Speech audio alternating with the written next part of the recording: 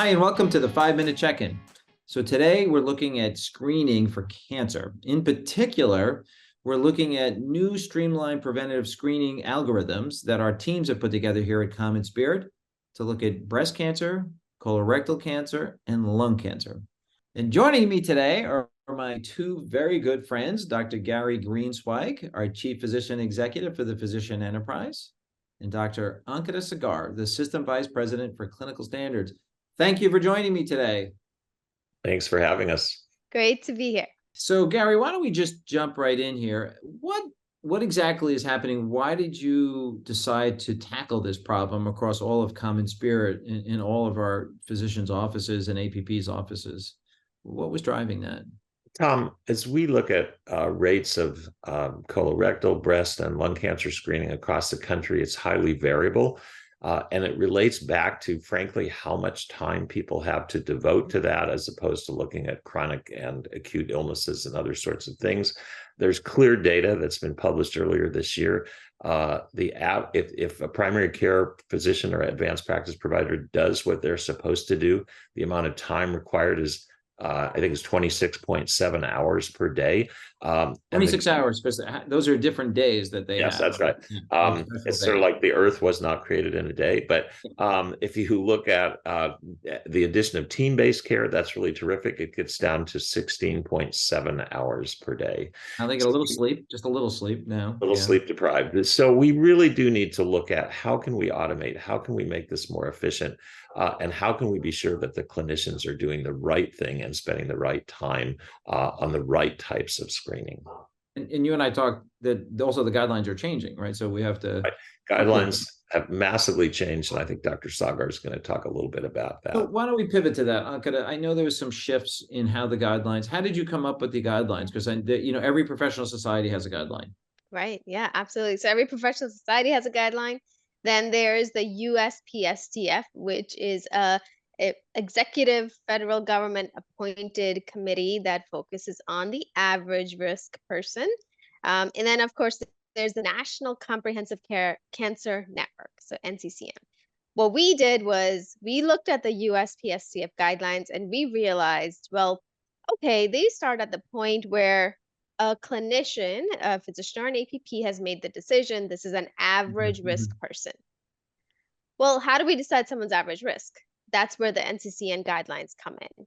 And we've merged the two, and we've gotten some expertise within CommonSpirit to take a look and give us a succinct guideline for breast, colorectal, and lung, which encompasses both into one package. So we've sort of updated the guidelines, combined the U.S. Preventive Task Force with ACCN. We've automated this to some extent. And Gary, you and I talked a little bit about a shift that's occurring in these guidelines from age to risk-based screening. I think a lot of people don't catch the significance of that. And as we update the guidelines and automate, this is a key issue, right? It's an absolute key issue, and one that we've sort of really tried to build both into the guidelines and in our conversations with providers. And just a simple example is I show up, I'm say 45 years old, and they say, you need a colonoscopy. And I go, oh, that's great. I'm really happy to do it because my two uncles died at age 27 of colon cancer. And what that should say to the provider is, you probably have a genetic disorder in your family of early colon cancer called Lynch syndrome.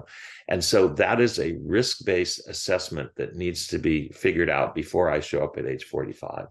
And so that's a key issue, I think, for our providers. And I think some of the data sets can look at, maybe they could look at that history and make it come forward and make it easy for the primary care provider and simplify that. Any other changes out there, Ankita, that you can think of that are important to highlight at this point?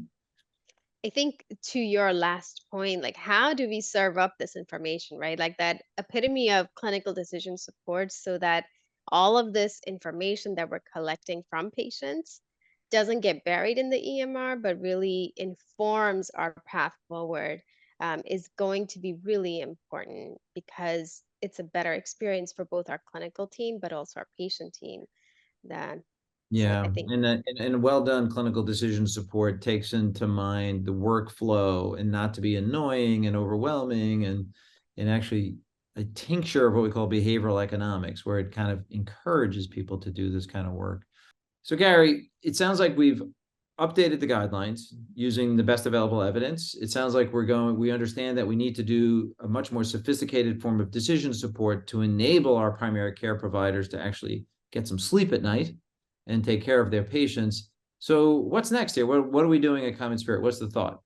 So there's an educational piece to this. We've had 2 and a third in a series grand rounds coming up next week that covers each of these specifically. We're working with individual practices and working with our IT and clinical analytics colleagues to get these tools embedded and used in our EHRs. But it is a journey. But first is we've gathered up the people to make the decisions, and we've gathered up the clinicians who are interested in working with us to make this happen. Great. So go forward, we're gonna have this eventually integrated into our EMRs and our workflow, and we're gonna see a rapid adoption of this. Well, I know in the next 2 or 3 of these 5-minute updates, we're going to cover in more detail colorectal cancer screening, lung cancer screening, and breast cancer screening.